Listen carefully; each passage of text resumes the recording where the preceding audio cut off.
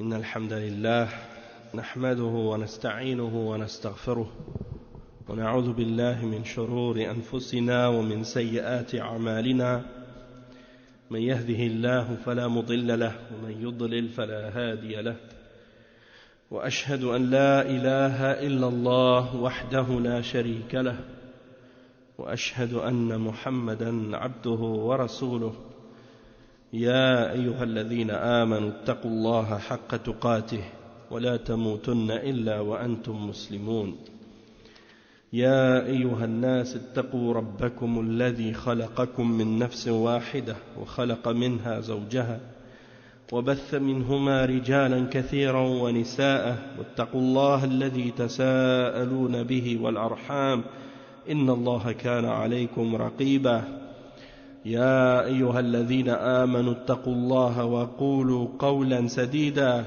يصلح لكم أعمالكم ويغفر لكم ذنوبكم ومن يطع الله ورسوله فقد فاز فوزا عظيما أما بعد إن خير الكلام كلام الله وخير الهدي هدي محمد صلى الله عليه وسلم وإن شر الأمور محدثاتها وكل محدثة بدعة وكل بدعة ضلالة وكل ضلالة في النار أما بعد. On continue dans notre lecture de Tafsir al-Baqarah et on est arrivé au verset 197. On est en train donc d'expliquer la fin du verset 197 et on est arrivé en particulier dans la partie où Allah subhanahu wa ta'ala dit فمن فرض فيهن الحج فلا رفث ولا فسوق ولا جدال في الحج, c'est-à-dire que celui qui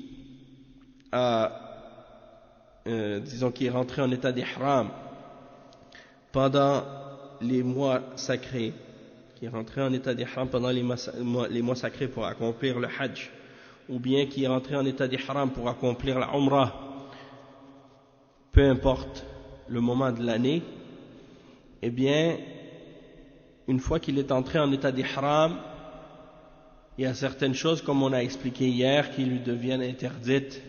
Et il y a deux catégories de ça. Il y a les choses qui sont interdites parce qu'elles sont reliées à l'ihram, et que si tu commets ces choses-là, eh bien, tu rentres en contradiction avec l'ihram.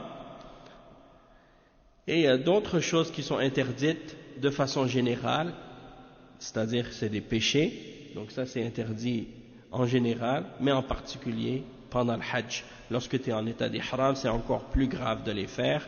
Et donc le cheikh il mentionne certaines de ces choses-là dans cette partie du verset lorsqu'il explique une partie de ces significations-là. Il dit par exemple dans la parole d'Allah فَلَا رَفَثَ وَلَا فُسُوقَ وَلَا جِدَالَ فِي الْحَجِّ. Il dit donc Ar-Rafath, hier on en a parlé, on a expliqué que Ar-Rafath c'est les relations ou les rapports intimes ou tout ce qui a rapport avec ce sujet-là pendant le hajj, c'est interdit, de même que les contrats de mariage, les choses comme ça. Lorsque quelqu'un est en hajj ou en umrah, en état d'ihram, il ne doit pas rentrer dans ces sujets-là. On a parlé de ça. Et al-fusuq, on a expliqué que c'est les péchés apparents, que ce soit les péchés faits par les actions ou par les paroles ou par le cœur. Et on a expliqué ensuite, donc maintenant on est arrivé au dernier point, wala jidal fil hajj. Et on va expliquer qu'est-ce que ça veut dire. Le cheikh il dit al-jidal ma'nahu al-mukhasama fil kalam. فالمحرم لا يشتغل فالمحرم لا يشتغل بالجدال. المحرم لا يشتغل بالجدال الذي لا فائدة فيه أو الجدال الذي يحصل بسببه الغضب أو قد يفضي إلى الانتقام وقد يفضي إلى القتل وقد يفضي إلى الضرب وقد يفضي إلى القطيعة. فلا ينبغي أن الإنسان يشتغل بالجدال، ولكنه إذا كان محرما فهو أولى أن يترك الجدال مع الناس والمخاصمة مع الناس ويقبل على إحرامه وعلى طاعته. أما الجدال الذي فيه فائدة لإحقاق حق أو دفع باطل في أمور دين الله، في أمور الدين، الله عز وجل يقول وجادلهم بالتي هي أحسن.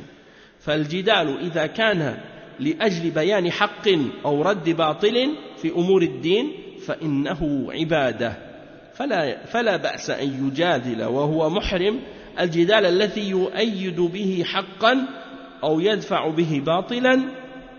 إنما الجدال الذي لا فائدة فيه أو الجدال في أمور الدنيا فإنه يتركه ما دام محرما ويقبل على إحرامه. Donc le cheikh il explique que al-jidal ça signifie la dispute dans les paroles, le fait de se disputer avec les gens, de rentrer dans des disputes, dans des débats, dans des argumentations inutiles. Et ça, le muhrim, il doit s'en écarter. La personne qui est en état d'ihram, elle doit s'en éloigner.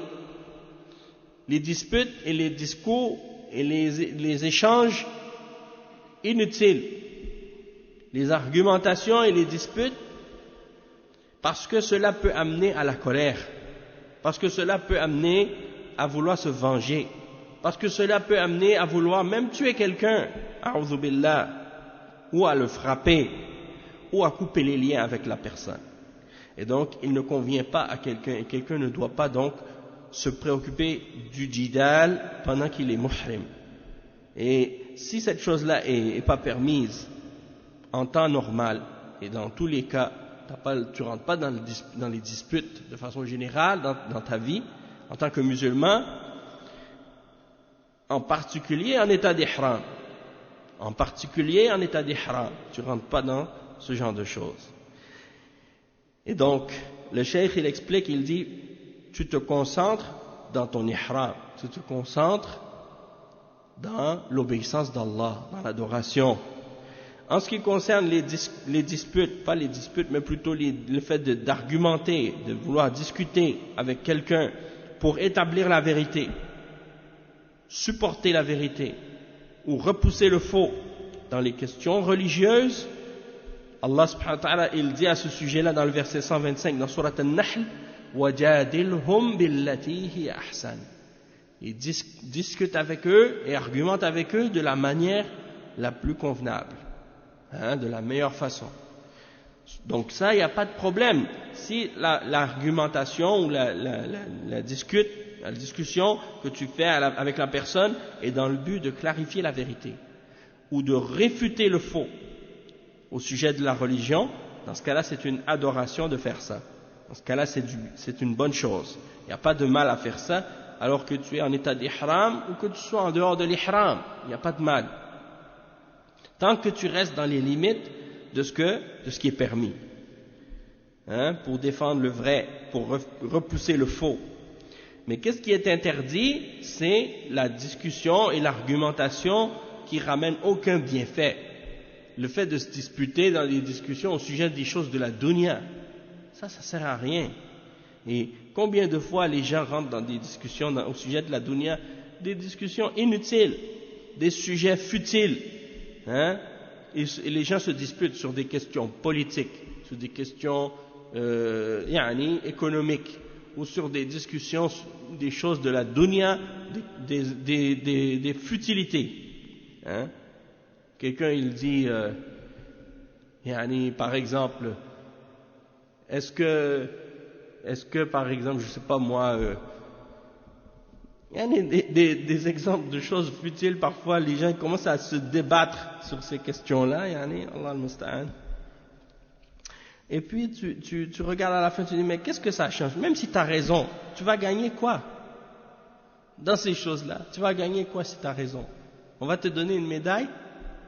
Tu vas gagner un prix? Tu vas rien gagner. Et puis souvent les gens ils se disputent dans des choses, il n'y a personne qui peut vérifier cette chose-là. Quelqu'un il dit non mais telle chose c'est vrai. L'autre il dit mais non c'est pas vrai, ça c'est faux.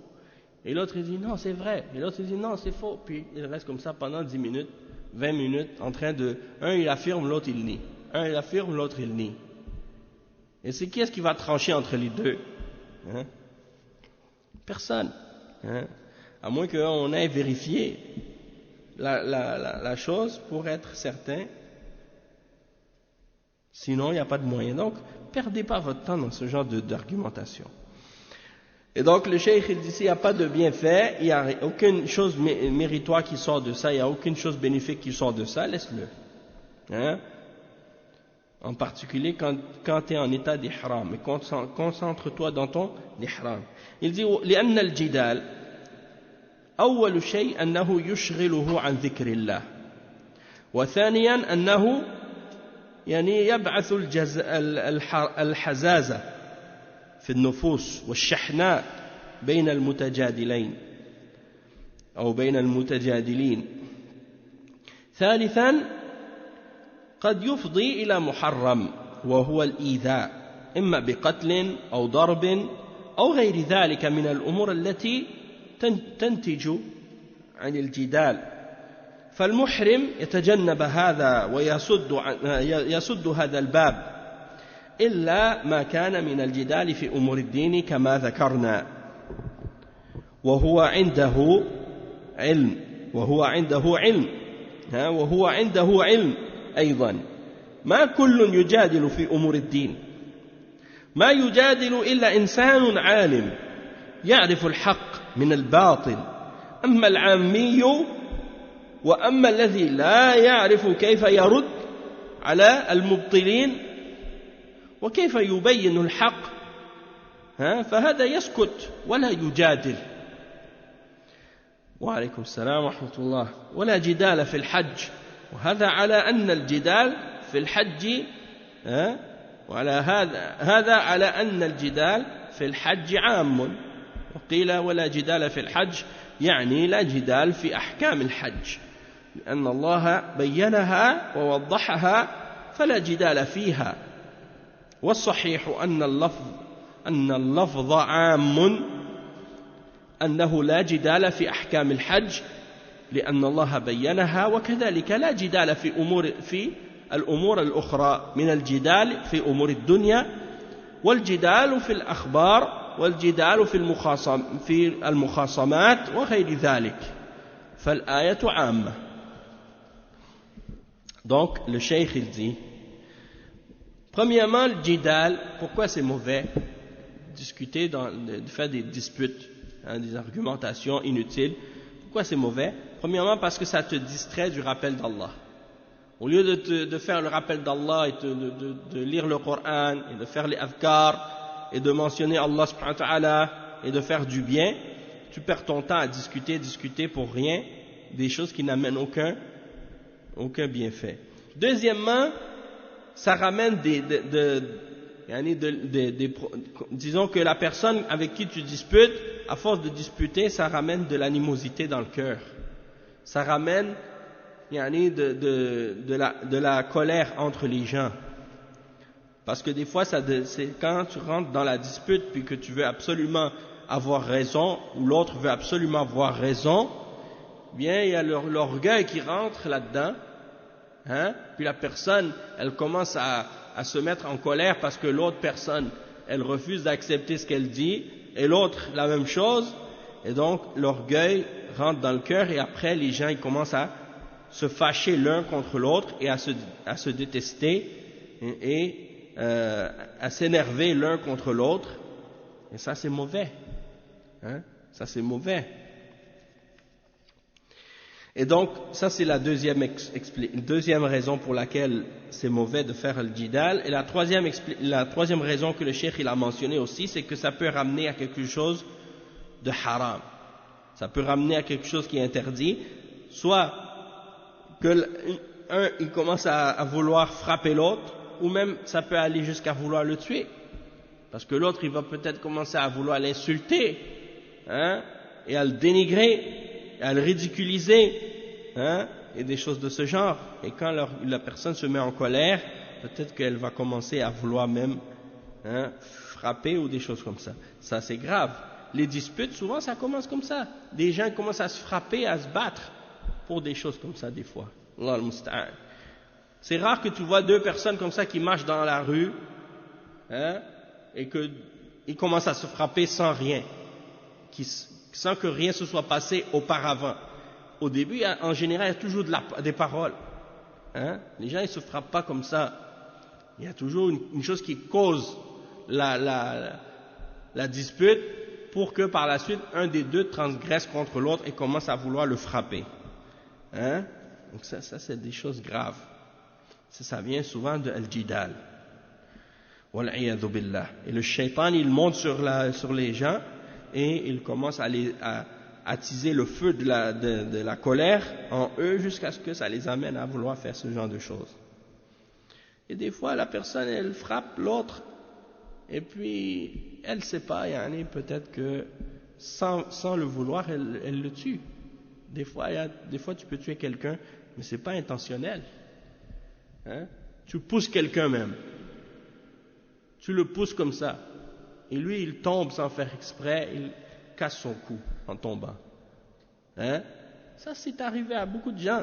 Après, tu vas avoir, ça veut dire que tu as fait un meurtre non prémédité, non voulu.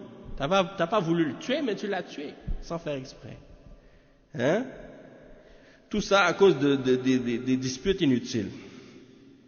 Et ça, c'est dans les pires des cas. Hein? Sinon, parmi les choses qui viennent de ça, c'est que tu vas te disputer avec la personne. Après, quand tu revois la personne par la suite, une fois que tu as eu des disputes avec elle, que tu as argumenté avec elle, puis que tu t'es mis en colère contre elle, maintenant, la prochaine fois que tu la revois, c'est plus comme avant, parce que maintenant, quand tu la vois, tu as comme une haine contre la personne, ou une colère contre la personne, à cause de ça. Donc ça, c'est mauvais. Et en particulier dans le Hajj. Hein? Si c'est mauvais en général, encore plus dans le Hajj. Et donc, le Cheikh, il dit, excepté si c'est des discussions au sujet de la religion, c'est-à-dire tu veux défendre la vérité dans la religion. Mais encore là, hein? Et ça c'est un point important, c'est que c'est pas des discussions, n'importe qui se permet de discuter dans la religion, là. Et ça c'est une autre chose aussi, que les gens ils font des disputes sur la religion. Le cheikh il dit, excepté si c'est pour discuter, pour défendre la vérité dans la religion. Alors, encore là, il faut spécifier, comme le cheikh il le dit ici, il dit, c'est pas n'importe qui se permet de discuter au sujet de la religion pour défendre la religion. Celui qui se permet de discuter dans la religion pour défendre la religion, c'est celui qui a du ilm, celui qui a du savoir, de la science dans la religion. Donc, quelqu'un qui a de la connaissance de l'islam, qui a étudié l'islam, pas n'importe qui, hein, d'entre les musulmans. Parce que tu vois des gens, parfois des ignorants, qui discutent les uns avec les autres au sujet de la religion, puis ils commencent à se disputer. Un il dit oui, il faut faire ça, et l'autre dit non, il ne faut pas faire ça. Et l'autre il dit j'ai entendu un tel qui a dit ça, et j'ai entendu un autre qui a dit ça. Puis là, ils commencent à se débattre comme ça pendant des heures, puis après ils se disputent à propos de la religion. Ça c'est encore plus grave. Hein? Donc dans la religion, si tu as du ilm, si tu as du savoir, tu dis ce que tu sais, puis après ça s'arrête là, c'est fini. Il n'y a pas de discussion dans la religion. Il n'y a pas de débat. Et si c'est quelqu'un qui a du ilm, quelqu'un qui est un savant, ou quelqu'un qui est un talib ilm, qui connaît la science, qui a étudié la science, il va réfuter le faux et clarifier la vérité, et ça s'arrête là. Il ne va pas commencer à tourner en rond pendant 2 heures avec quelqu'un pour lui prouver un point.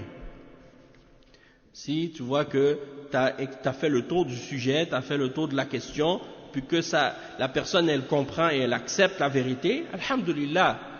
Mais si tu vois que tu tournes en rond avec la personne, tu lui dis des choses, tu lui montres les preuves, tu lui clarifies, qu'elle s'obstine à vouloir rejeter, puis qu'elle tourne en rond et elle ramène plein de shubuhat, tu vas pas perdre ton temps là. Tu vas pas parler pendant des heures et des heures avec la personne pour rien. Mais malheureusement, Allah al-Musta'an, les gens ils se permettent de discuter au sujet de la religion alors qu'ils n'ont aucun savoir. Et ils parlent pendant des heures, parfois des longues discussions et des longs débats, soit en personne, face à face, ou bien soit même sur Internet, dans des forums, ou dans toutes sortes d'autres des endroits, ou sur Facebook, ou sur Twitter. Il y en a Twitter, subhanallah, 140 lettres que tu peux écrire, et il y en a qui commencent à faire des séries de tweets, peut-être 20 tweets pour répondre à une chose. Comment tu penses que Twitter c'est un endroit pour faire des réfutations? Subhanallah, il faut être sérieux là. Donc c'est pour ça que les gens ne doivent pas se rentrer dans ces domaines-là ou dans ces questions-là. Si quelqu'un n'a pas de savoir, il ne rentre pas dans ça, il ne parle pas de ces choses-là. C'est pour ça que le cheikh il dit, le musulman ordinaire, le commun des musulmans, qui n'a pas de science, comment il va faire pour réfuter de toute façon? Il n'a même pas de savoir. Il ne peut pas réfuter les gens qui veulent défendre le faux. Donc il doit se taire, il ne doit pas vouloir débattre ou argumenter dans ces choses-là. Donc on voit que c'est le jidal en général. Jidal en général, dans le hajj, c'est interdit. Il y en a des ulama qui ont spécifié que wala jidal al fil hajj, c'est-à-dire de ne pas argumenter ou de ne pas débattre au sujet des règles du hajj en particulier. Puis le cheikh il dit, pourquoi? Parce que Allah subhanahu wa ta'ala il a clarifié le hajj, il a clarifié les règles du hajj. Mais il dit qu'est-ce qui est vrai, qu'est-ce qui est correct par rapport à ça, c'est que le terme ou le verset il est général, pas seulement pour les règles du hajj. Pour les règles du hajj, tu ne dois pas argumenter ou débattre dans le faux, et en dehors de ça aussi les autres aspects de la dunya et les choses, des nouvelles, des informations, ou de disputer dans les autres choses de la vie, de façon générale, ça c'est détestable, c'est des choses interdites, tu dois t'écarter de ça. ثم قال سبحانه وما تفعلوا من خير يعلمه الله لما نهى عن المعاصي والمخالفات أمر بضدها وهو الخير أمر بالخير أن المحرم يقبل على الخير وعلى الطاعة لأنه في عبادة فلما نهاه الله عن الشر أمره بالخير وما تفعلوا من خير أي خير سواء كان قليلا أو كثيرا سواء كان هذا الخير ماليا أو غير مالي أي نوع من الخير تفعله وأنت محرم أو وأنت غير محرم فإن الله يعلمه فمن يعمل مثقال ذرة خيرا يره ومن يعمل مثقال ذرة شرا يره. Donc le cheikh il dit, puis ensuite Allah subhanahu wa ta'ala il dit, et tout ce que tu fais comme bien, Allah il le sait. Allah il le sait. Et donc après avoir interdit les péchés et les choses qui sont en contradiction avec l'islam, il leur donne le contraire, c'est-à-dire le bien. Et donc Allah ordonne et commande de faire le bien. Donc le muhrim, le musulman qui est en état d'ihram, il doit se tourner vers le bien et vers l'obéissance, parce que c'est une adoration. Et lorsque Allah subhanahu wa ta'ala a interdit le mal, il lui ordonne de faire le bien. Et il dit tout ce que tu fais comme bien, peu importe le bien, peu importe que ce soit un petit bien ou que ce soit un grand bien, tu dois, peu importe, que ce soit un bien qui est relié à de l'argent ou autre, tu donnes de la sadaqa, tu fais du bien à quelqu'un, tu payes à quelqu'un la umrah, tu payes à quelqu'un le hajj, tu donnes à quelqu'un de l'argent pour l'aider, peu importe qu'est-ce que tu fais comme bien, tu payes la zakat, ça c'est un bien qui est relié à de l'argent, et tu peux aussi faire des biens qui n'ont aucun lien avec l'argent aussi, et peu importe la catégorie de biens que tu fais, eh bien, que tu sois muhrim ou non, Allah il le sait. Il sait le bien que tu fais. Et c'est pour ça que Allah subhanahu wa ta'ala dit dans le verset 7 et 8 dans Surat Al-Zalzalah, il dit, et quiconque fait un atome de bien le verra, et quiconque fait un atome de mal le verra. Et il dit, وَمَا تَفْعَلُوا مِنْ خَيْرٍ أَيُّ خَيْرٍ قَلِيلًا كَانَ أَوْ كَثِيرًا فإن الله يعلمه الله عز وجل لا يخفى عليه شيء لا في الأرض ولا في السماء من الخير والشر حتى إنه يعلم سبحانه ما في النفوس وما في القلوب وما في الصدور وهذا شيء معلوم فلماذا قال يعلمه الله من باب الحث على فعل الخير وأن الخير لا يضيع عند الله عز وجل وأن الله مطلع عليه ويحصيه ويحفظه لصاحبه إن الله لا يظلم مثقال ذرة وإن تك حسنة يضاعفها ويأتي من لدنه أجرا عظيما معنى يعلمه أي يعلمه الله أي أن الله يثيبكم عليه سبحانه وتعالى المراد لازم العلم وهو الإثابة والمضاعفة لمن فعل الخير وما تفعل من خير يعلمه الله فلا تظن أن ما تفعله من الخير يضيع أو أنه يخفى على الله أو أنه لا يكتب لك بل هو محفوظ لك بل يضاعفه الله أضعافا كثيرة فهذا فيه الحث على فعل الخير في الحج وفي غيره. Donc le cheikh il explique que tout ce que tu fais comme bien, peu importe le bien, que ce soit peu ou que ce soit beaucoup de bien, Allah subhanahu wa ta'ala il le sait. Il n'y a rien qui lui échappe, ni sur la terre, ni dans les cieux, que ce soit du bien ou du mal, il le sait. Hein? Même, il sait même ce qui est dans les âmes, ce qui est dans les cœurs, ce qui est dans les poitrines, il le connaît. Donc pourquoi Allah subhanahu wa ta'ala dit ya'lamhu Allah? Pourquoi il dit ya'lamhu Allah? Allah le sait. Pourquoi il dit ça? C'est pour inciter quelqu'un à faire le bien. C'est parce que le bien que tu fais, Allah subhanahu wa ta'ala ne va pas le faire gaspiller, ne va pas le faire perdre. Allah subhanahu wa ta'ala, il te voit et il enregistre tout ce que tu fais et il le préserve pour la personne qui fait ce bien. Et Allah subhanahu wa ta'ala, il le dit dans le verset 40 dans Surat An-Nisa que Allah subhanahu wa ta'ala, il ne fait pas même un atome d'injustice. Inna Allah la yazlimu mithqala dharra. C'est-à-dire, Allah subhanahu wa ta'ala, il fait même pas le poids d'une atome d'injustice. Et si c'est une bonne action, il la multiplie dans sa récompense. Et il donne de sa part une immense récompense. Et il donne de sa part une immense récompense. C'est-à-dire, Allah subhanahu wa ta'ala, quand il dit qu'il le sait, ce que la personne fait de bien, c'est-à-dire que Allah subhanahu wa ta'ala va le récompenser pour qu'est-ce qu'elle fait de bien. Ça, c'est ce qui est impliqué par le fait que Allah le sache. C'est-à-dire, il va te récompenser. Quand Allah dit qu'il le sait, c'est-à-dire qu'il va te récompenser pour le bien que tu fais. Et il va même multiplier la récompense du bien que tu as fait.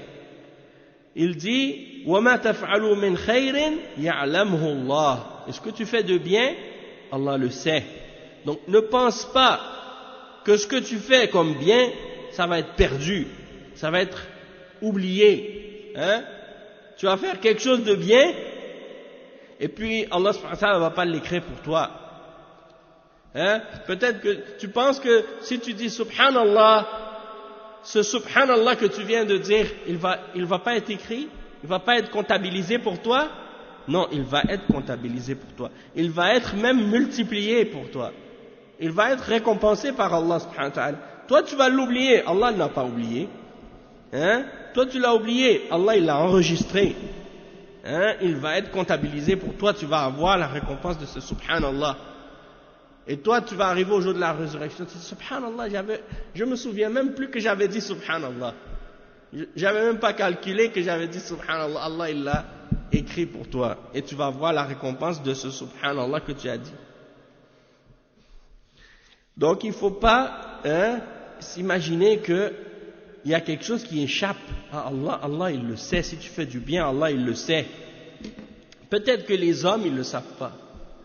Tu vas faire du bien, des fois tu vas faire du bien, personne t'a vu, personne ne le sait. Tu dis mais subhanallah, si je fais ce bien à quelqu'un, mais personne ne va le savoir, même lui la personne à qui tu as fait le bien, il ne va même pas savoir que c'est toi qui l'as fait peut-être. Parce que la façon dont tu as fait le bien, c'était d'une façon cachée.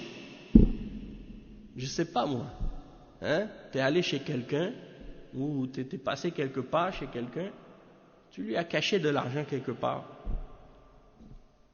sans qu'il te voie, sans qu'il sache. Là, tout d'un coup, il passe, il trouve cet argent-là, il dit, mais c'est à qui cet argent? Hein? Et là, il commence à chercher, il commence à penser, il dit, mais je ne sais pas, subhanallah, ajib. Et lui, il ne va pas savoir que c'est toi qui lui as fait du bien. Et personne ne va savoir que c'est toi qui lui as fait du bien. Sauf Allah, il le sait. Hein? Donc, il va te récompenser pour ça. Il ne faut pas avoir peur que ta récompense elle soit pas comptabilisée pour toi. Au contraire, elle va être calculée pour toi. Allah subhanahu wa ta'ala, il sait que tu as fait le bien. Et donc ça c'est pour encourager les gens à faire le bien, dans le hajj et en dehors du hajj. Et il dit ثم قال عز وجل وتزودوا فإن خير الزاد التقوى. تزودوا يعني خذوا معكم الزاد للسفر للحج. لأن الحج يحتاج إلى سفر. والسفر يحتاج إلى زاد طعام وشراب ومركب كل ما تحتاج إليه في سفرك فإنك تحضره وتتزود به ولا تسافر للحج بدون زاد إن كان ما معك زاد لا تحج الله عز وجل يقول ولله على الناس حج البيت من استطاع إليه سبيلا فالذي ليس عنده زاد لا يحج ليس عليه حج لأنه إذا حج وهو ما معه زاد يحتاج إلى الناس يصير ينظر في أيدي الناس ويتمنن الناس عالة عليهم فلا يحج وهو ما معه زاد.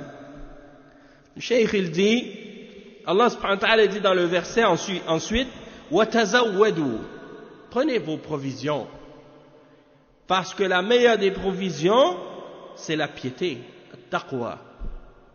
Tazawwadu, prenez avec vous une provision lorsque vous partez en voyage pour faire le hajj. Parce que le hajj, ça nécessite du voyage. Et le voyage nécessite une provision. La nourriture, tu dois boire de l'eau ou quelque chose que tu dois boire. Tu dois avoir une monture. Donc le voyage, ça nécessite que tu prépares avec toi des provisions pour ton voyage, pour ton hajj. Tu voyages pas pour le hajj sans provision.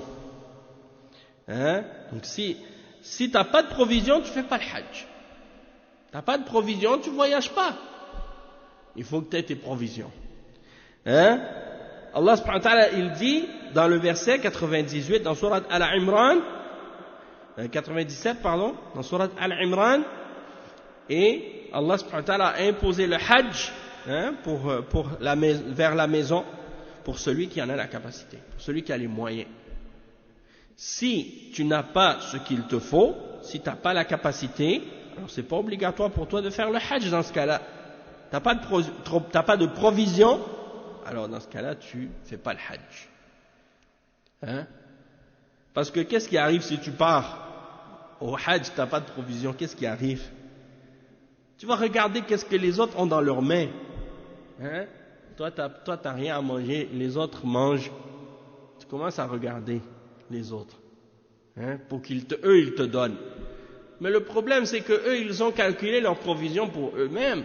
Si toi, tu commences à prendre leurs provisions, et là, tu vas les priver de leurs provisions. Après, ça veut dire qu'eux, ils vont leur manquer des provisions à cause de toi par la suite. Donc, amène tes provisions. Il y a des gens comme ça, quand ils voyagent, ils n'amènent pas leurs affaires qu'ils ont besoin. Et après, pendant tout le voyage, ils dépendent sur les autres. Akhi, donne-moi ça. Akhi, passe-moi ça. Akhi, prête-moi ça. J'ai besoin de ça. Et ça, c'est un problème. Amène qu'est-ce que tu as besoin pendant ton voyage. Pour que, comme ça, chacun, il a ce dont il a besoin comme provision et personne ne dépend de l'autre. C'est pas la même chose si quelqu'un, il part en voyage avec ses provisions puis que par la suite, soit qu'il l'a perdu, ou soit qu'il est arrivé un malheur, ou qu'il est arrivé quelque chose, ou bien que les provisions qu'il a ramenées, finalement, elles ont pourri, ou il y a quelque chose qui est arrivé, c'était plus bon. Là, tu vas aider la personne, oui. Mais si c'est-à-dire, en tous les cas, on va l'aider la personne, mais de façon, de façon spécifique ici, c'est lorsque la personne elle part en voyage sans prévoir, sans prévoir des provisions. Ça c'est pas correct. Tu dis moi j'ai pas besoin de provisions, je mets ma confiance en Allah. Non, mettre ta confiance en Allah, ça veut pas dire dépendre sur les autres. Mettre ta confiance en Allah, ça veut dire que tu prends les causes, tu fais les moyens nécessaires, tu amènes tes provisions et tu mets ta confiance en Allah. Pas tu pars comme ça les mains vides puis tu dis je mets ma confiance en Allah. Ça c'est pas correct. Allah al-Musta'an. C'est comme le prophète sallallahu alayhi wa sallam et l'homme qui est rentré dans la mosquée. Il a dit au messager d'Allah, j'ai laissé mon chameau dehors, je ne l'ai pas attaché. Je mets ma confiance en Allah. Il a dit va l'attacher puis mets ta confiance en Allah. اعقلها ثم توكل على الله. Va l'attacher, après mets ta confiance en Allah. Si tu l'attaches, puis par la suite elle se perd, ou elle se détache toute seule, ou bien quelqu'un la vole, là t'as fait les causes, et c'est Allah qui décide par la suite. Mais tu fais pas les causes, puis après tu dis je mets ma confiance en Allah. Ça c'est pas mettre ta confiance en Allah, ça. C'est être négligent. الله المستعان. وسبب نزول الآية أنه كان ناس يحجون في عهد النبي صلى الله عليه وسلم وليس معهم زاد ويقولون نحن متوكلون، أي إننا متوكلون على الله. الله عز وجل قال وتزودوا ردا على هؤلاء الذين يزعمون أنهم متوكلون ثم يصيرون عالة على الناس، فإذا لم تجد زادا فلا تحج إلا إذا تكفل أحد من الحجاج بالإنفاق عليك تبرعا منه، أو أنت أجرت نفسك مع الحجاج وتكلفوا بنفقتك بمقابل الأجرة فلا بأس بذلك. أما أنك تحج من غير زاد فهذا لا يشرع لك وهذا منهي عنه. والله عز وجل قال على الناس حج البيت من استطاع إليه سبيلا. فالذي لا يستطيع الزاد والراحلة ليس عليه حج حتى لو مات وهو ما حج ما عليه شيء ما دام لا يستطيع فليس عليه شيء لا يكلف الله نفسا إلا وسعها.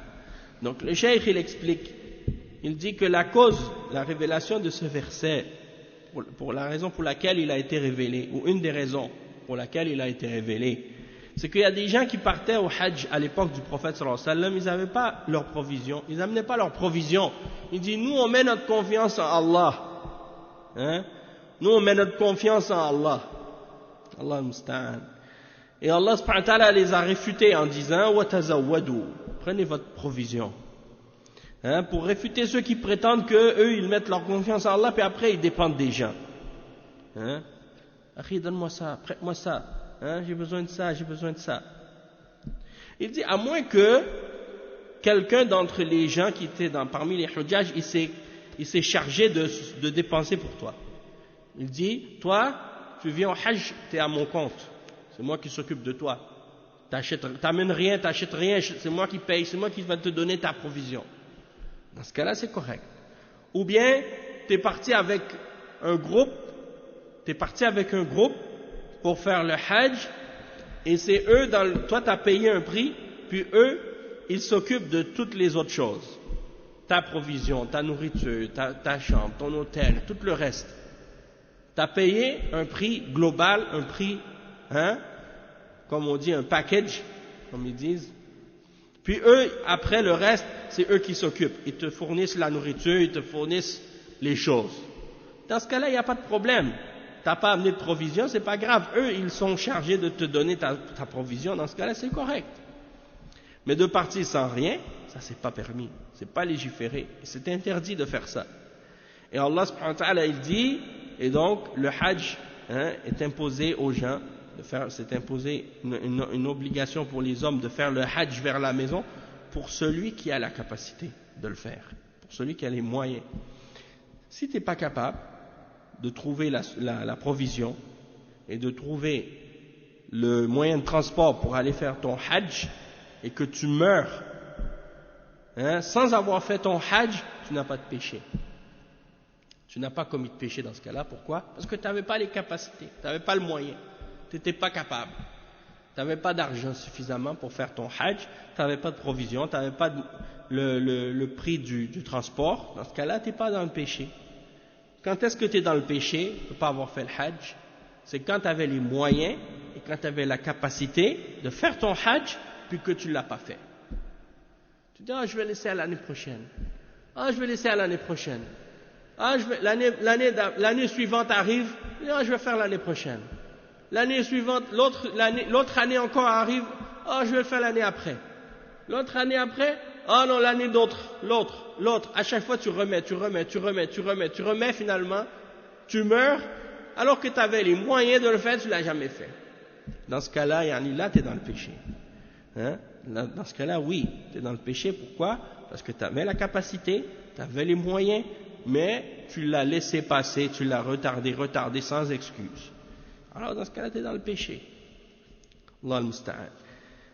Ensuite, le cheikh, il passe du verset 196, le verset 198.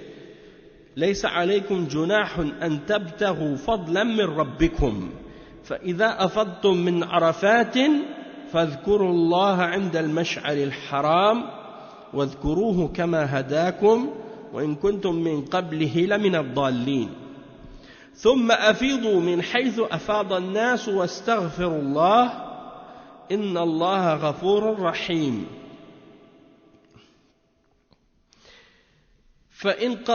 فإذا قضيتم مناسككم فاذكروا الله كذكركم آباءكم أو أشد ذكرا فمن الناس من يقول ربنا آتنا في الدنيا وما له في الآخرة من خلاق ومنهم من يقول ربنا آتنا في الدنيا حسنة وفي الآخرة حسنة وقنا عذاب النار أولئك لهم نصيب مما كسبوا والله سريع الحساب. Donc les versets suivants qui signifient ce n'est pas un péché que d'aller en quête de quelques grâces de votre Seigneur. Puis quand vous déferlez depuis Arafat, invoquez Allah au Mash'ar al-Haram. Mash'ar al-Haram, c'est-à-dire à Muzdalifa. Invoquez-le comme il vous a montré la bonté, la bonne voie. Invoquez-le comme il vous a montré la bonne voie, c'est-à-dire comme il vous a guidé, quoiqu'auparavant vous étiez du nombre des égarés. Ensuite, déferlez par où les gens déferlent et demandez pardon à Allah, car Allah est pardonneur et miséricordieux. Et quand vous aurez achevé vos rites, alors invoquez Allah comme vous invoquiez vos pères, ou plus ardemment encore. Mais il est des gens qui disent seulement Seigneur, accorde-nous le bien ici-bas. Pour cela, nulle part dans l'au-delà. Et il est des gens qui disent Seigneur, accorde-nous le bien, ou accorde-nous une belle part ici-bas et une belle part aussi dans l'au-delà. Et protège-nous du châtiment du feu. Ceux-là auront une part de ce qu'ils auront acquis et Allah est prompt à faire rendre compte. Donc, on va voir maintenant la signification de ces versets. Donc, le cheikh il dit في الآية التي قبلها قال تعالى فإذا أفضتم من عرفات فاذكروا الله عند المشعر الحرام والإفاضة هي الدفع والسير بين الله سبحانه وتعالى أن الإفاضة تكون من عرفات لأنها هي محل الوقوف في اليوم التاسع. الوقوف الذي هو أعظم أركان الحج، وفي نهايته يسير الحاج من عرفة إلى مزدلفة من مشعر إلى مشعر لعبادة الله سبحانه وتعالى. وسبب نزول قوله تعالى ثم أفيضوا من حيث أفاض الناس أنهم كانوا في الجاهلية كانوا يحجون، وكان الحج باقيا من عهد إبراهيم وإسماعيل عليهما السلام، ولكنهم غيروا فيه بعض التغيرات، ومن ذلك الوقوف بعرفة. فكان أهل الحرم الساكنون في الحرم لا يخرجون إلى عرفة في اليوم التاسع، وإنما يقفون في مزدلفة ويقولون نحن سكان الحرم فلا نخرج. الذين جاءوا من الآفاق يقفون بعرفة، وإنما نحن سكان الحرم يعني يسمون أنفسهم بالحمس أو بالحمص، يعني من شدة العبادة عندهم يسمون أنفسهم بالحمص. ويزعمون أن الخروج من الحرم لا يجوز، وهذا من تشددهم أن الخروج من الحرم لا يجوز، لأن مزدلفة أفضل من عرفة بسبب جهلهم وتزيين الشيطان لهم. Donc on va traduire cette partie puis on va revenir, on va continuer la suite de l'explication. Donc le cheikh il dit que Allah subhanahu wa ta'ala, donc dans le verset il dit ثم أفيضوا فإذا أفضتم من عرفات. Donc lorsque quand vous déferlez depuis Arafat, alors invoquez Allah à Muzdalifa wa alaykum salam عند المشعر الحرام. Donc le cheikh explique que al-ifada ça veut dire le fait de, quand on traduit dans la traduction de Malik Fahd, il traduit par déferler. Déferler, c'est-à-dire d'avancer et de partir. Donc quand vous partez de Arafat, vous allez vers Muzdalifa, al-Mash'ar al-Haram.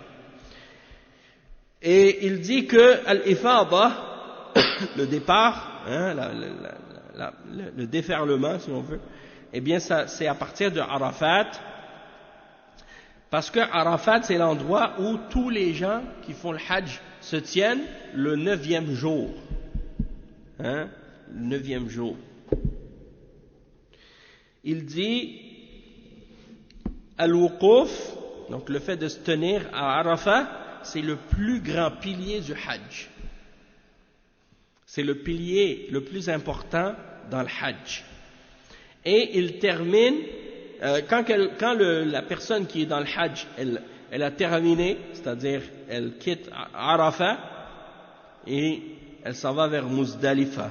Quand elle finit de se tenir sur Arafat, elle part vers Muzdalifa, donc elle quitte un lieu d'adoration vers un autre lieu d'adoration.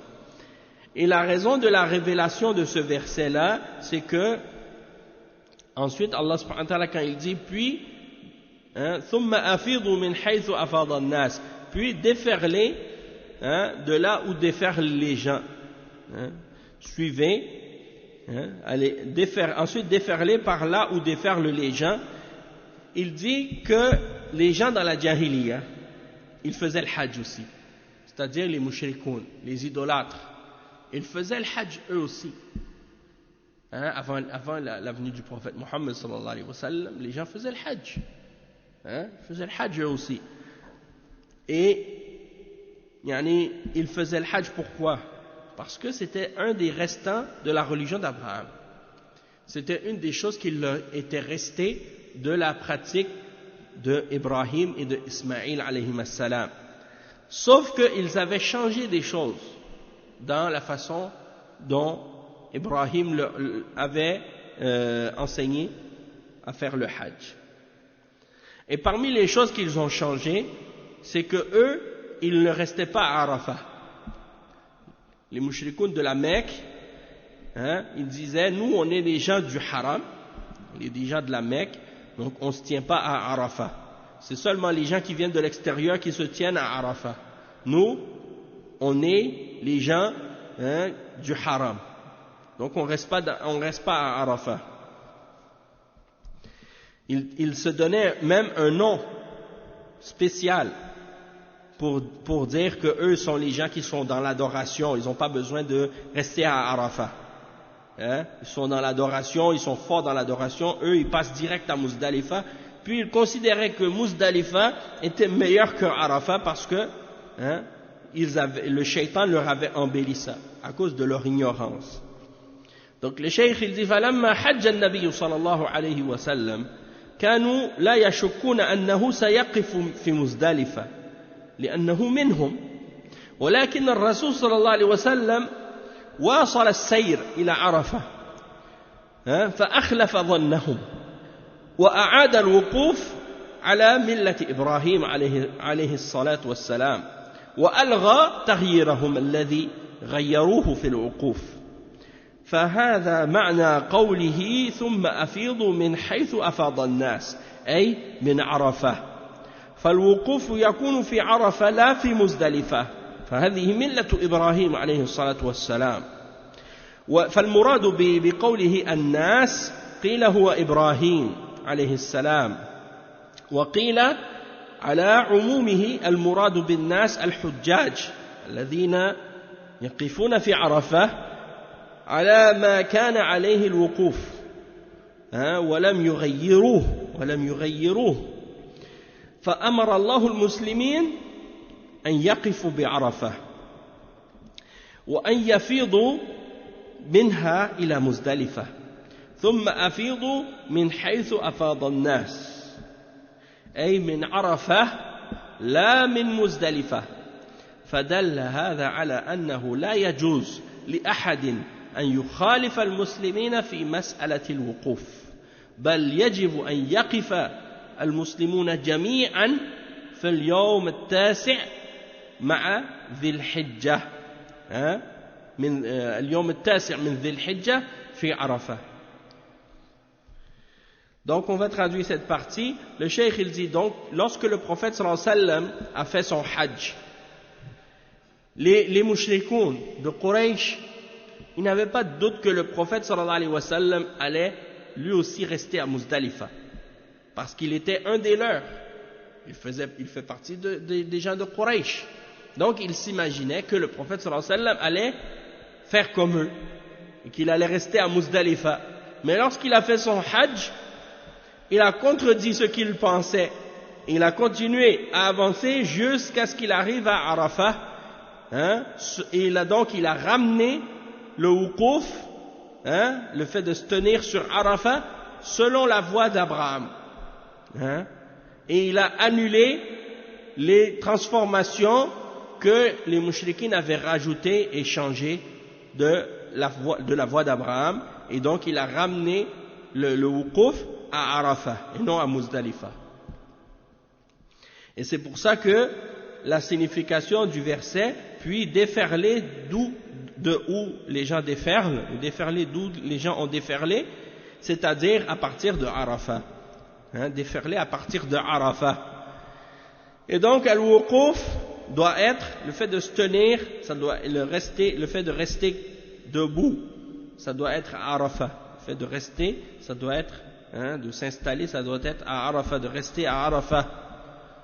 Et non à Muzdalifa, selon la religion d'Abraham, selon la voie d'Abraham. Et c'est ça ce que le verset signifie. Et quand Allah subhanahu wa ta'ala dit ثُمَّ أَفِيضُوا مِنْ حَيْثُ أَفَاضَ النَّاسِ, déferler d'où les gens ont déferlé. Les gens, dans ce verset-là, de qui on parle? Il dit, certains ulama ont dit que c'est Abraham. Déferler de où Abraham a déferlé.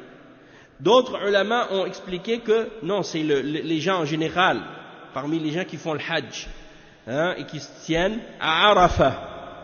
Donc, ils font le wuquf, ils se tiennent à Arafat, c'est-à-dire ceux qui n'ont pas changé les règles du hajj. Donc, déferler comme eux à partir de Arafat. Puis Allah subhanahu wa ta'ala, donc il ordonne aux musulmans de rester à Arafat, puis de déferler à partir de Arafat pour aller vers Muzdalifa. C'est ça, donc c'est ça que ça signifie ici, quand il dit thumma afidu min haythu afada an-nas. Déferler de là où les gens déferlent, c'est-à-dire de Arafat, et non pas à partir de Muzdalifa, mais à partir de Arafat. Et donc le cheikh il dit que ça c'est la preuve qu'il n'est pas permis à quiconque de contredire les musulmans en ce qui concerne le wuquf. Le fait de rester à Arafat, personne ne peut contredire les musulmans à ce sujet-là. Il est obligatoire aux musulmans de rester tous le 9e jour de Dhul Hijjah à Arafat. Mais celui qui contredit les musulmans à ce sujet-là, et qui se tient à autre que Arafat, donc ça c'est en contradiction avec la charia. Le cheikh il dit wa amma man yukhalif al-muslimin wa yaqifu fi yawm ghayr alladhi yaqifu fihi al-muslimun فهذا مخالف لشرع الله سبحانه وتعالى وهذا من دين الجاهلية لأنه يوجد من الفرق الضالة الآن من لا يقف مع المسلمين إنما يقف بعدهم وهذا فعل الجاهلية. الله عز وجل يقول ثم أفيضوا من حيث أفاض الناس في المكان وفي الزمان، في المكان وهو عرفة، وفي الزمان وهو اليوم التاسع. ولا ينقسم الحجاج فيقف بعضهم في مكان ويقف البعض الآخر في مكان آخر، أو يقف بعضهم في يوم ويقف البعض الآخر في يوم آخر. هذا فعل الجاهلية الذي أبطله الله عز وجل وأمر المسلمين بتركه. Donc le cheikh il dit, celui qui contredit à ce sujet-là les musulmans et qui se tient à Arafat, soit il se tient sur autre que Arafat le 9e jour, ou bien après les musulmans. Ils ne suivent pas les musulmans dans le lieu et dans le temps pendant le Hajj. Ça c'est en contradiction avec la charia d'Allah. Ça fait partie de la religion de la Jahiliya. Parce que les gens de la Jahiliya, quand les gens étaient à Arafat, les mouchriquines, eux, de Mecca, eux, ils se tenaient à Muzdalifa, contrairement aux autres. Donc celui qui ramène cette séparation-là, il imite les gens de la Jahiliya. Et il y a des sectes aujourd'hui, parmi les sectes d'égarement, qui ne se tiennent pas à Arafat le jour de Arafat. Ils ne se tiennent pas à Arafat avec les musulmans. Le jour de Arafat, ils viennent se tenir à Arafat après les musulmans. Et ça fait partie des actions et des exemples de la Jahiliya. Et Allah subhanahu wa ta'ala dit, puis déferler de là où déferlent les gens. C'est-à-dire dans l'endroit et dans le lieu. Dans le lieu et dans le temps. C'est ça. Dans le lieu et dans le temps. Donc le lieu c'est où? C'est Arafat. Et le temps c'est le 9e jour de Dhul Hijjah. Donc il n'est pas permis aux musulmans de se séparer et de se tenir dans des lieux différents ou dans des temps différents.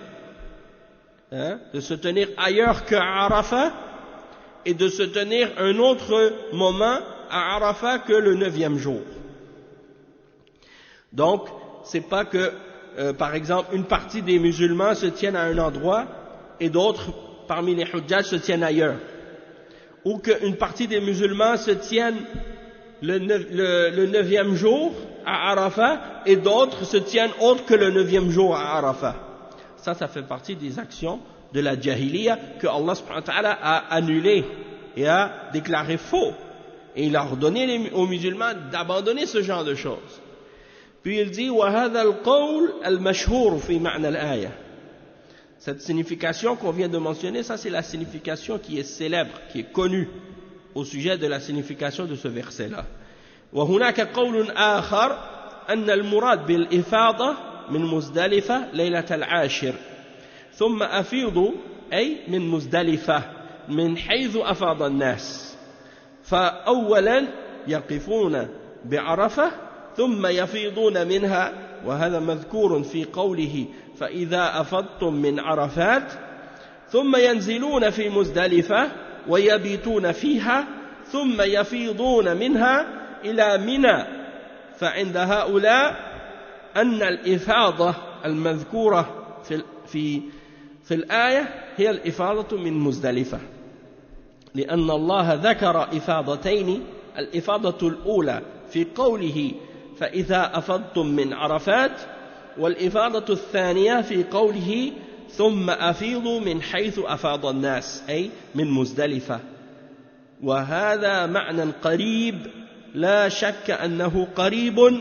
لا تنافي بين الأقوال ولا تنافي بين الأقوال. Donc le cheikh il dit et il y a une autre opinion des ulama au sujet de la signification de ce verset, c'est que le déferlement qui est mentionné c'est le déferlement de Muzdalifa la 10e nuit, la 10e nuit du mois de Dhul Hijjah, parce que Allah subhanahu wa ta'ala dit puis ensuite déferler, c'est-à-dire partez, c'est-à-dire de Muzdalifa, de là où déferlent les gens. Donc en premier ils se tiennent à Arafat, puis ils déferlent de Arafat vers Muzdalifa,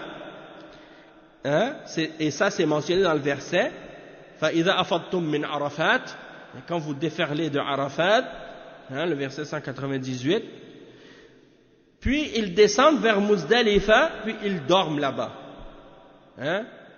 Ils descendent vers Muzdalifa, ils vont prier le Maghrib et l'Isha, ils dorment, puis ils prient le Fajr, puis ils partent vers Mina après. Donc ils déferlent de Muzdalifa vers Mina. Il dit, donc, l'ifada qui est mentionné, le déferlement qui est mentionné ici, c'est le déferlement de Muzdalifa. Parce que Allah subhanahu wa ta'ala, il mentionne dans le verset 2 déferlements. Le premier de Arafat vers Muzdalifa et le deuxième de Muzdalifa vers Mina. Et ça, c'est une autre explication du verset qui est proche de l'autre. Et il n'y a pas de doute qu'il n'y a pas de contradiction entre les deux explications, ou entre les deux tafsirs. Le cheikh il dit ensuite فَالْإِفَاضَةُ تَكُونُ مِنْ عَرَفَةٍ إِلَى مُزْدَلِفَةٍ وَتَكُونُ مِنْ مُزْدَلِفَةٍ إِلَى مِنَى لَا شَكَّ فِي ذَلِكَ. Donc le cheikh il dit donc que le déferlement il est de Arafat vers Muzdalifa, puis de Muzdalifa vers Mina, il n'y a pas de doute à ce sujet-là. ثُمَّ أَفِيضُوا, donc pour ceux qui n'ont pas fait le Hajj, peut-être que c'est un petit peu abstrait d'entendre parler de ça. Le Wuquf bi Arafat, le déferlement vers Muzdalifa, le déferlement vers Mina. Qu'est-ce que ça signifie tout ça? Ça, lorsque vous allez faire le Hajj, vous allez comprendre, c'est vraiment pas compliqué. C'est vraiment simple. Et Al-Wuquf bi Arafat, le fait de se tenir sur Arafat, les gens ils pensent que Arafat c'est la montagne ou le petit mont qu'on appelle Arafat. Donc tu vois des fois dans les photos ou dans les vidéos un genre de mont et que tu vois tout le monde qui se tienne sur ce mont-là. Arafat c'est pas ce petit mont-là, c'est toute la plaine au complet, toute l'étendue du territoire autour. Et il y a des pancartes qui délimitent, qui vous disent ici c'est Arafat, ici c'est la limite de Arafat. Donc du moment que tu es à l'intérieur de ces limites-là, tu es sur Arafat, il n'y a pas de problème. Tu n'es pas obligé d'aller là où tout le monde va pour aller monter sur la montagne. Cette montagne-là, c'est pas ça Arafat. Arafat, c'est tout l'espace au complet qui est autour. Et du moment que vous êtes à l'intérieur des panneaux qui vous indiquent où se trouve Arafat, tant que vous êtes à l'intérieur, vous êtes dans les limites du Hajj. Le problème, c'est que parfois, il y a des gens, ils se tiennent à l'extérieur des limites. Et ça, c'est grave parce que peut-être que leur Hajj ne va même pas être valable s'ils se tiennent à l'extérieur des panneaux qui délimitent Arafat, parce que le prophète sallallahu alayhi wa sallam a dit Al-Hajj Arafat. Si tu n'as pas fait Arafat, tu t'es pas tenu sur Arafat, tu n'as pas de Hajj. C'est le plus important des piliers du Hajj. D'accord? Donc si tu as manqué Arafat, le reste ça compte pas. Ça compte pas le reste, si tu n'as pas fait Arafat. D'accord? Le cheikh il dit ensuite ثم أفيضوا, il explique la suite du verset ثم أفيضوا من حيث أفاض الناس واستغفروا الله أي اطلبوا منه المغفرة. والمغفرة في اللغة مأخوذة من الغفر وهو الستر أو الستر، ومنه المغفر الذي يكون على الرأس في القتال. فالغفر هو الغفر معناه الستر، أي اطلبوا من الله أن يستر خطاياكم وأن يمحوها عنكم. هذا هو الاستغفار، طلب المغفرة أي طلب الستر، ستر الذنوب ومحوها وإزالتها. الله عز وجل يغفر الذنوب كما قال عز وجل ومن يغفر الذنوب إلا الله. وقال سبحانه وتعالى فقلت استغفروا ربكم إنه كان غفارا. وكثيرا ما يرد الأمر بالاستغفار وخصوصا بعد الفراغ من العبادات، بعد الفراغ من العبادات. فالله عز وجل شرع الاستغفار بعد الصلاة المفروضة، قال تعالى فإذا قضيتم الصلاة فاذكروا الله قياما وقعودا وعلى جنوبكم. والنبي صلى الله عليه وسلم كان إذا سلم من الفريضة يقول وهو مستقبل القبلة أستغفر الله أستغفر الله أستغفر الله 3 مرات. والله عز وجل يقول والمستغفرين بالأسحار. والاستغفار تختم به الصلوات الخمس، ويختم به قيام الليل، يقومون بالليل يعني كانوا قليلا من الليل ما يهجعون، وبالأسحار هم يستغفرون، فيختم به قيام الليل ويختم به الحج. ثم أفيضوا من حيث أفاض الناس واستغفروا الله، فتختم به المجالس وتختم به العبادات. فإذا قام من المجلس يستغفر الله مما كان في هذا المجلس. فالاستغفار مطلوب بعد العبادات. لماذا؟ لأن الإنسان محل التقصير، فلا يزكي نفسه ولا يقل صليت على الوجه المطلوب، أديت الصلاة على الوجه المطلوب، فهو يستغفر الله من نقص يحصل في صلاته، ويستغفر الله من نقص يحصل في قيامه من الليل، ويستغفر الله من نقص يحصل في حجه ومناسكه. ولا يزكي نفسه أو يعجب بنفسه، فهو بحاجة إلى الاستغفار حتى بعد العبادة. فكيف بالاستغفار من الذنوب؟ هذا آكد. لاحظوا هذا، إنه مأمور بالاستغفار بعد العبادة وطاعة الله عز وجل، فكيف بالاستغفار من الذنوب والخطايا؟ فهذا آكد وألزم. Donc le cheikh il dit, puis Allah subhanahu wa ta'ala il dit dans le verset, puis déferler de là où les gens ont déferlé et demander pardon à Allah. Astaghfirullah, c'est-à-dire demander à Allah le pardon. En arabe, le pardon c'est al-maghfira. Al-maghfira. Dans la langue arabe, al-maghfira, ça vient de al-ghafru, c'est-à-dire al-satr. Al-satr, ça veut dire le fait de couvrir. Comme en arabe, on appelle aussi le casque qu'on met sur la tête pour la guerre. Le casque que le guerrier met sur sa tête, on appelle en arabe le mirfar. Pourquoi? Parce que ça couvre la tête. Et al-ghafru, c'est dans le sens de couvrir, de cacher. Donc on demande à Allah subhanahu wa ta'ala de couvrir nos fautes et de les effacer pour nous. C'est ça la signification de al-istighfar. Al-istighfar, c'est de demander à Allah qu'il couvre et qu'il efface nos péchés et nos fautes. Hein? Et donc, Allah subhanahu wa ta'ala, il efface et il couvre les péchés. Il dit dans Surat Al-Imran, le verset 135, et qui donc pardonne les péchés excepté Allah? Et dans le verset 10, dans Surat Nuh, Allah subhanahu wa ta'ala dit, et j'ai dit, demandez pardon à votre Seigneur, car il est certes le grand pardonneur. Ghaffara. Hein? Ghaffar, c'est la forme, la forme exagérée ou la forme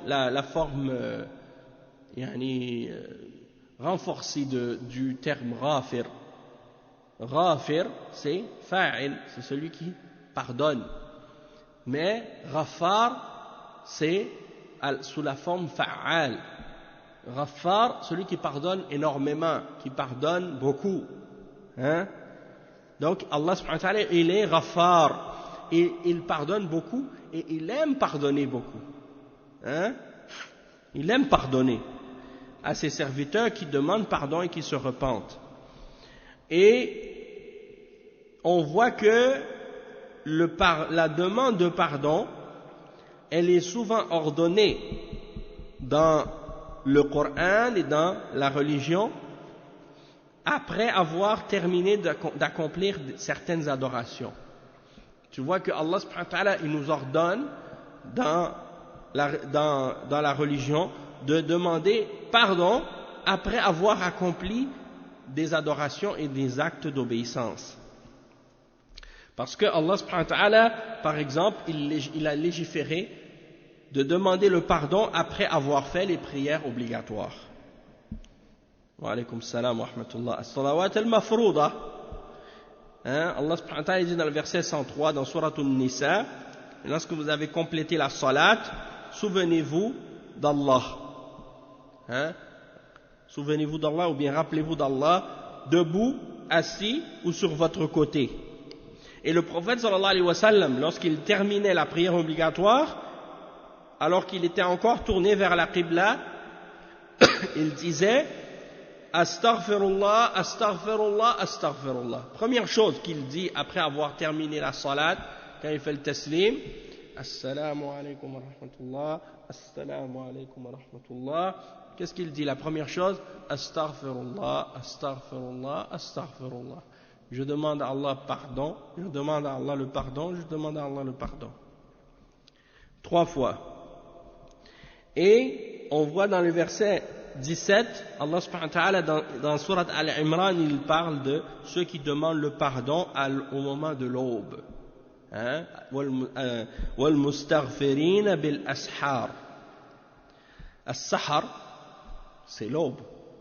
Et al-mustaghfirina bil ashar, ceux qui demandent pardon à Allah subhanahu wa ta'ala au moment de l'aube. Et al-istighfar, c'est par quoi donc on termine les 5 prières obligatoires, et aussi lorsqu'on a prié la nuit, si on fait qiyam al-layl, on termine les prières de la nuit par la demande de pardon.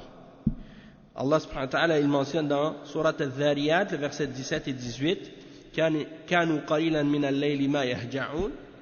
Ils dormaient peu la nuit, en parlant des pieux, ils dormaient peu la nuit. Wa bil ashari hum yastaghfirun. Et arrivé au moment de l'aube, ils demandent pardon. Donc, il conclut les prières de la nuit par la demande de pardon, et aussi le hajj. Allah subhanahu wa ta'ala, il dit, puis déferler de là où les gens ont déferlé et demander pardon à Allah. Donc même après avoir complété l'adoration du hajj, tu demandes à Allah subhanahu wa ta'ala de te pardonner. Donc on voit que la demande de pardon vient clôturer ou sceller ou terminer beaucoup d'entre les actes d'obéissance, même dans les majalis, quand on s'assoit pour un dars ou pour parler d'un sujet quelconque sur la religion ou autre, à la fin, on fait le dua khatm al-majlis. Hein? Le dua subhanakallah wa bihamdik ashhadu an la ilaha illa ant astaghfiruka wa atubu ilayk. Ça c'est le dua que tu dis après pour conclure l'assise, pour conclure la réunion ou le cours. Et le prophète sallallahu alayhi wa sallam a dit, si vous dites cette invocation là, tout ce que vous avez dit, tout ce que vous avez fait comme péché pendant cette réunion ou cette assise sera pardonné. Hein? C'est comme, je me rappelle, il y avait un gars qui était avec Jamaat Tabligh, je sais qu'il a des tendances soufis. Lui, qu'est-ce qu'il disait quand il finissait une discussion avec des gens, et quand il finissait, il disait Tauba, Tauba, Tauba. Tauba, Tauba, Tauba. La première fois que je l'ai vu dire ça, j'ai dit, mais où est-ce qu'il a appris ça?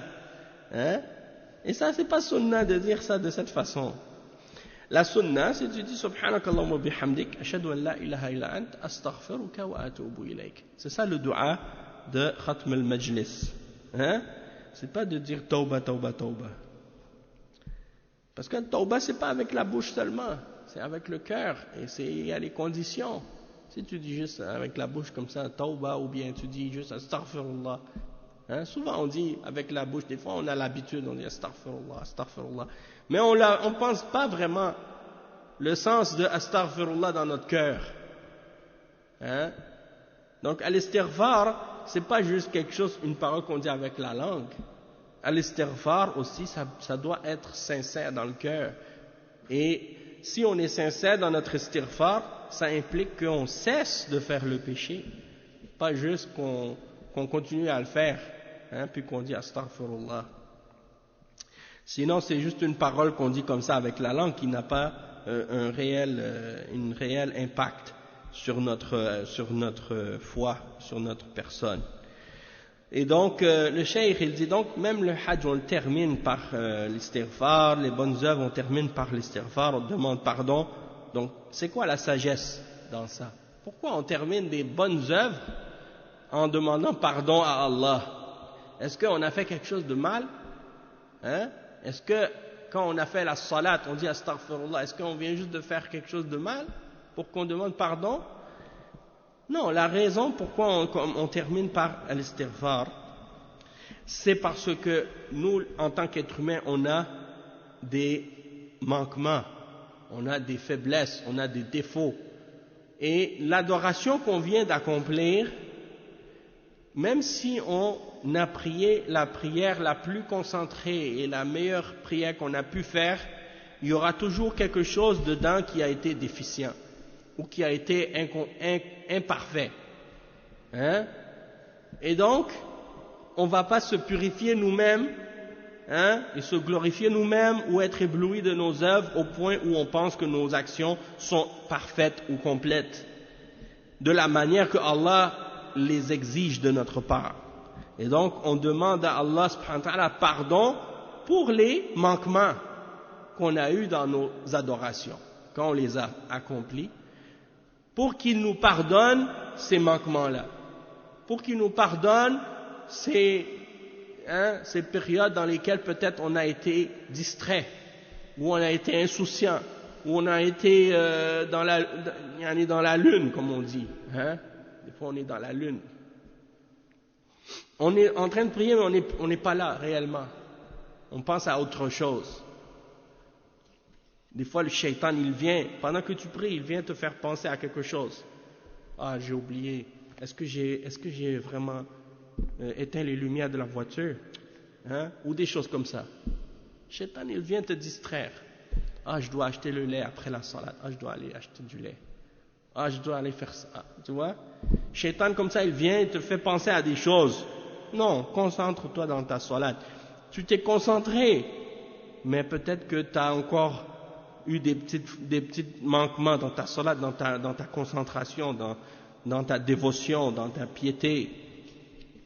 Donc tu demandes pardon à Allah pour des choses comme ça qui peuvent s'être produites dans ta salade. Tu demandes à Allah subhanahu wa ta'ala pour tes prières de la nuit si tu les as pas faites comme il faut.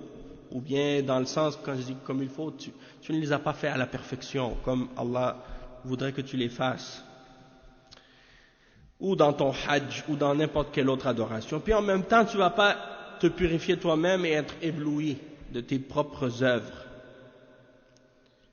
Donc on a toujours besoin de demander à Allah qu'il nous pardonne. Et ça, c'est lorsqu'on fait des bonnes œuvres. Alors que dire lorsqu'on fait des péchés? Si après avoir fait des bonnes œuvres, on demande pardon à Allah, que dire de demander pardon après avoir commis un péché? C'est encore plus important. C'est encore plus important de demander pardon après un péché, dans ce cas-là. Subhanallah. Donc, le fait de demander pardon après les péchés, c'est encore plus important que après les bonnes œuvres. Et Allah nous ordonne de demander pardon après les bonnes œuvres, subhanallah. Donc on va s'arrêter ici pour aujourd'hui, puis on continuera la suite, Inch'Allah, au prochain cours. Subhanakallahumma bihamdik, ashhadu an la ilaha illa ant, astaghfiruka wa atubu ilayk, wa sallallahu wa sallam ala nabiyyina Muhammad, wa ala alihi wa sahbihi ajma'in. سبحانك اللهم وبحمدك أشهد أن لا إله إلا أنت أستغفرك وأتوب إليك وإياكم.